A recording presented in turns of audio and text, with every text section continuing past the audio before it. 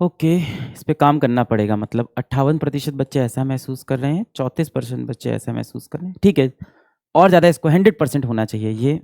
ये 100% होना चाहिए। मैं इस पे बहुत ज़्यादा स्ट्रांगली फील करता हूँ कि ये 100% होना चाहिए। This is important. Content team को ये कन्वे कर देंगे। ये 100% एनसीईआरटी होना चाहिए। ये इतना बच्चा भी यहाँ नहीं होना चाहिए। किस में आ जाता है एनसीईआरटी के बाहर?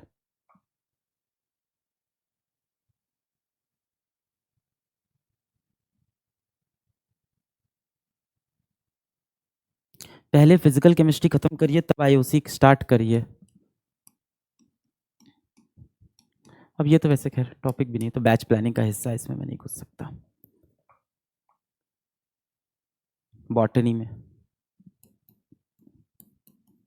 जूलॉजी में भी होता है क्या बेटा?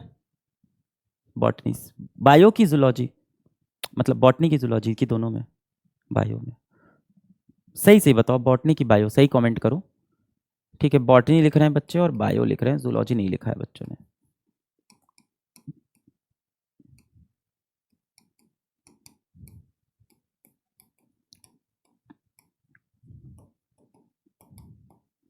ये बिल्कुल नहीं होगा बेटा अगले टेस्ट से, है ना? ये मैं बिल्कुल एश्योर करूंगा।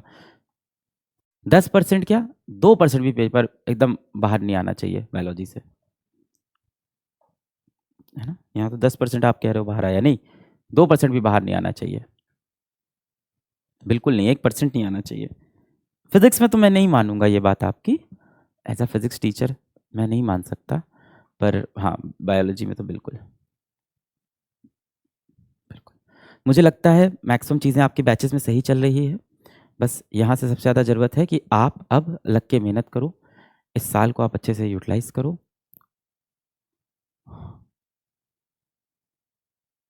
आई लव यू टू।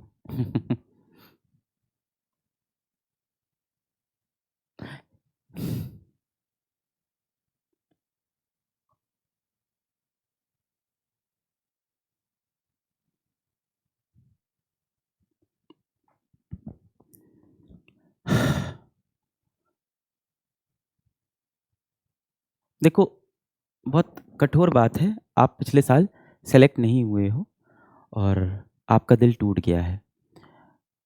हो सकता हो किसी बच्चे का दिल इस वजह से टूटा हो, उसका नीट में सिलेक्शन ना हुआ हो। किसी बच्चे का दिल इस वजह से टूट गया हो कि कोई लड़का लड़की उसका दिल तोड़ के चला गया हो। किसी का दिल किसी और कारण से टूटा होगा, हो सकता है। देखो, ये जो हारा वाली जो फीलिंग होती है ना, हारा, कि सर मैं हारा। आपका समय बहुत कीमती है, मैं समय नहीं लूंगा, मैं निकलता हूँ यहाँ से। बस एक बात कर लूँ, ये जो मैं हारा की फीलिंग होती है ना, जिस फीलिंग में आपको लगता है कि आपका दिल टूट गया है,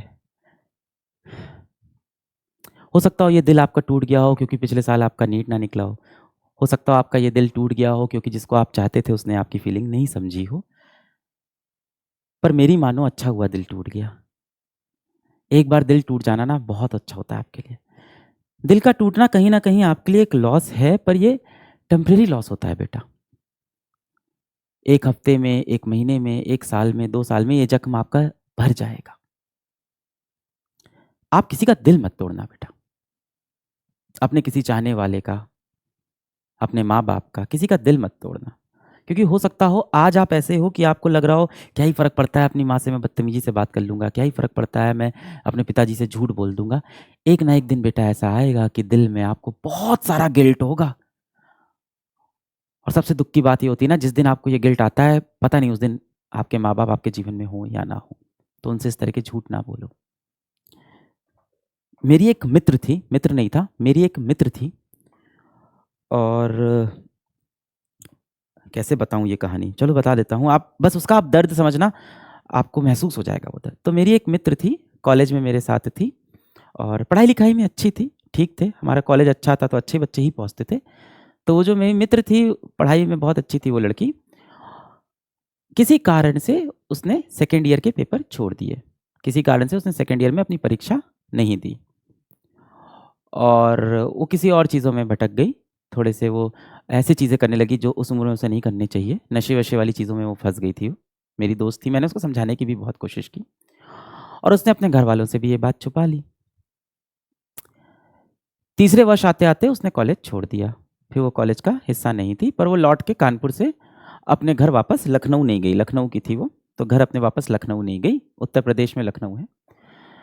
तो दूसरे वर्ष में उसने परीक्षा नहीं दी कॉलेज की एक भी, और कुछ ऐसी चीज़ें करने लगी जो उस उम्र में नहीं करने चाहिए। कुछ ऐसे पदार्थ लेने लगी, नशे वशे करने लगी, जो उसे नहीं करना चाहिए। तो मैंने उसे समझाने की कोशिश की, पर एक समय के बाद समझाना भी मुश्किल हो जाता है। और उसने अपने पिताजी को ये बात नहीं बताई कि ऐसा चल रहा है। कॉलेज का तीसरा वर्ष बीता, वो कानपुर में रही। चौथा वर्ष बीता, वो कानपुर में रही। उसने घर पे कभी कुछ बताया नहीं। अच्छा, घर वाले भी इतने पढ़े लिखे नहीं थे कि चेक कर पाएँ कि उसका रिजल्ट क्या है, क्या कर रही, क्या नहीं कर रही। बहरहाल 4 साल के बाद वो वापस अपने घर गई लखनऊ, और वहाँ जाके फिर उसने दूसरे एग्ज़ाम्स की तैयारी शुरू कर दी। जो 12th पास करके जो एग्ज़ाम दे सकते हैं, उसकी तैयारी शुरू कर दी। जब वो एग्ज़ाम की तैयारी कर रही थी, उसके पिताजी अचानक बीमार पड़े, हॉस्पिटल में एडमिट हुए। उनको दिल की कुछ बीमारी थी। कुछ दिन वो एडमिट रहे, बीच में उनको खून की ज़रूरत थी। फिर उसने, मैं तब भी गया था, खून देने की बात थी तब भी मैं गया था। मैं दोस्ती निभाता हूँ ऐसे लोगों से, ऐसा नहीं है। कितना ही बुरा दोस्त हो, दोस्त होता है ना, कितना ही बुरा किया हो। और मैंने तब भी उससे कहा कि अपने पिताजी को सच बता दे यार, देख। उसके पिताजी यार खत्म हो गए, और उसके जीवन में सबसे बड़ा गिल्ट यही है कि मैं अपने पिताजी को झूठ बोलती रह गई, आखिरी वक्त तक झूठ बोलती रह गई। अब वो उस गिल्ट में मर रही है पूरे जीवन। बचा हुआ जीवन उसका सिर्फ इस गिल्ट में मरेगा कि मैं अपने पिताजी को आखिरी वक्त तक सिर्फ झूठ बोलती रही। मैं उनको लास्ट तक नहीं बता पाई कि पिताजी मैं कॉलेज में बिगड़ गई थी और ऐसा मैंने किया था। आज जीवन में वो बहुत अच्छा कर रही है।